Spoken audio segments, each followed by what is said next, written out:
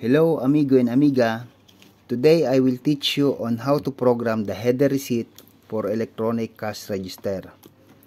Before we start, I'd like to show you the original setup for receipt for this machine, and then this one is I made an example just to show you the line or the receiver. So here, the first line, it shows the receiver. Next line is the receiver 2. This third line is the receiver 3. Fourth line is the cashier.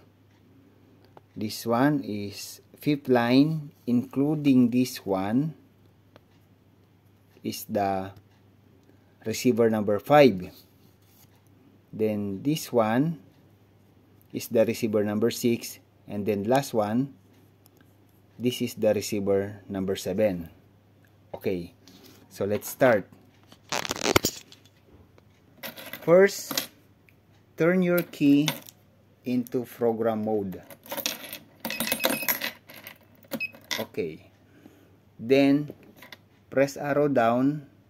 Then go to receipt set PO2. Arrow down. 1, 2. That's it. Then, press total. Then, that's it. The receiver number 1. Here. Receiver number 1. Okay, for the receiver number 1, I will write the company name. For example, Dragon. Okay, first is the machine is asking for what the size or font size would you like to set it up. So for me, I will use the number 3, the larger. So just simply press number 3. Yeah, here's the option 0, 1, 2, 3. So I choose number 3, large. That's it. 3, and then press total. That's it. This one, receiver 1. So I will just type that company name. For example, Dragon.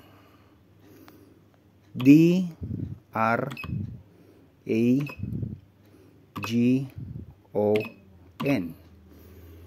Dragon.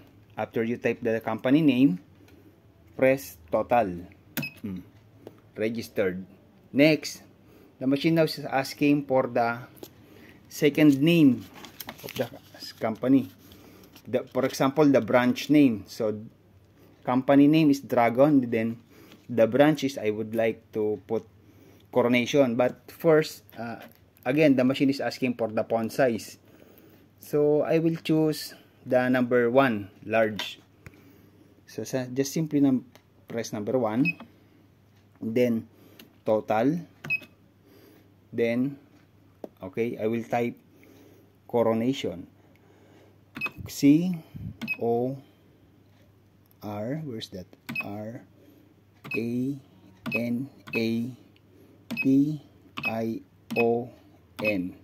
Coronation. After you type, press total. Then we're done for the receiver number 2. Next is receiver number 3. Okay, I will for example, the Coronation it is a department store. So I will choose the same size, large 1. Okay, then press total. Then type the dep store. D-E-P-T dep store. Now I'd like to put an space. So here you cannot see the space icon, but just simply press this PLU in way. Then you see this one, before it's caps lock, now it's become a lower caps. Then just again press it again. Just press the PLU in a way, then it's changed to the number. So it is an option which number you would like to press for this numerical number or numerical button. Again, press again the in a way. That's it, the symbol. So here the number 1 shows space.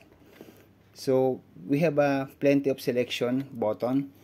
You can choose what like button or what symbol would you like to use? Just simply press up or down button. But me, I will just use the number 1. Just use the space. Okay, then go back to press the PLU. Then it's come back to capital. So I will just continue. Dep, space, and then store. STORE.